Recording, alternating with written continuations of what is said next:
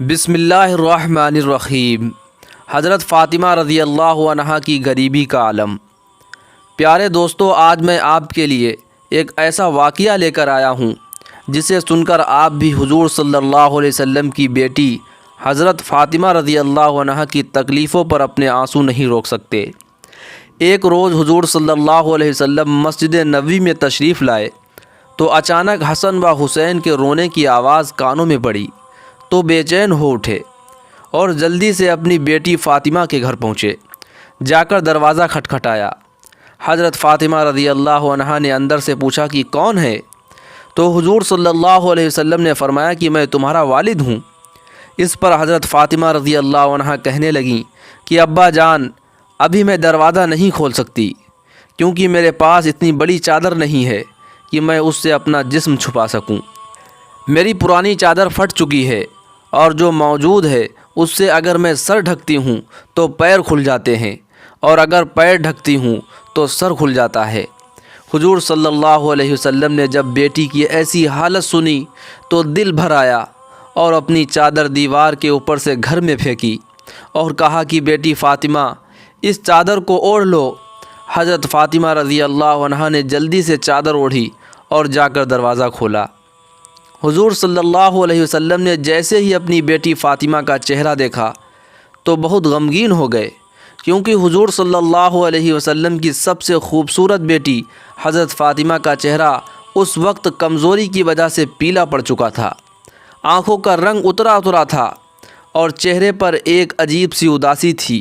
ایسی حالت دیکھ کر حضور صلی اللہ علیہ وسلم نے اپنی بیٹی فاطمہ سے کہا کہ بیٹی تو نے یہ اپنی کیا حالت بنا رکھی ہے؟ تو حضرت فاطمہ رضی اللہ عنہا نے جواب دیا کہ ابا جان، آج کئی دن گزر چکے ہیں کہ میں نے کچھ بھی نہیں کھایا۔ بھوک سے میری حالت ایسی ہو چکی ہے کہ میں چارپائی سے بھی اٹھنے کی طاقت نہیں رکھتی۔ بیٹی کی ایسی حالت دیکھ کر حضور صلی اللہ علیہ وسلم کی آنکھوں میں آنسو بھر آئے اور پھر اپنی بیٹی فاطمہ کو گلے لگا کر بہت دیر تک روتے رہے۔ حضور صلی اللہ علیہ وسلم نے پوچھا کہ میری پیاری بچی، میرے بچے حسن و حسین کیوں رو رہے تھے؟ تو حضرت فاطمہ رضی اللہ عنہا نے جواب دیا کہ ابا جان، وہ 2 دنوں سے بھوکے ہیں، گھر میں کھانے کو کچھ بھی نہیں، اسی بھوک سے پریشان ہو کر وہ دونوں رو رہے ہیں۔ یہ سن کر حضور صلی اللہ علیہ وسلم نے اپنی بیٹی فاطمہ سے کہا کہ میری بچی پریشان نہ ہو اور جاؤ حسن و حسین کو میرے پاس لے کر آؤ۔ حضرت فاطمہ رضی اللہ عنہا اپنے دونوں بچوں کو حضور صلی اللہ علیہ وسلم کی خدمت میں لے کر آئی۔ آپ صلی اللہ علیہ وسلم نے اپنا انگوٹھا حسن کے منہ میں رکھ دیا تو وہ بڑے مزے سے اسے چوسنے لگے۔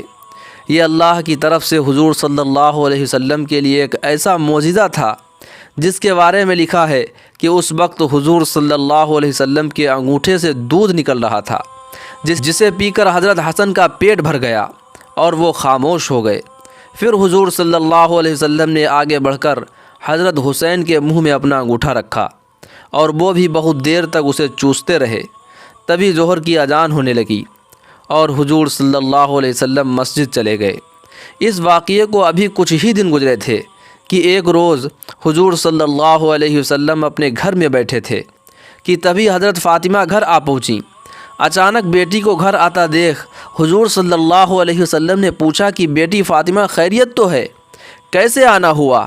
تو حضرت فاطمہ نے اپنے دوپٹے کا ایک کونا کھولا اور اس میں بندھی آدھی روٹی حضور صلی اللہ علیہ وسلم کے سامنے رکھتے ہوئے کہنے لگیں کہ ابا جان، یہ آدھی روٹی میں آپ کے لیے تحفے میں لائی ہوں، آپ اسے قبول فرما لیں۔ حضور صلی اللہ علیہ وسلم نے پوچھا کہ اے فاطمہ، کیا بات بنی؟ تو حضرت فاطمہ رضی اللہ عنہا نے جواب دیا کہ اللہ کے رسول، ہم سارے گھر والے کئی دنوں سے بھوکے تھے۔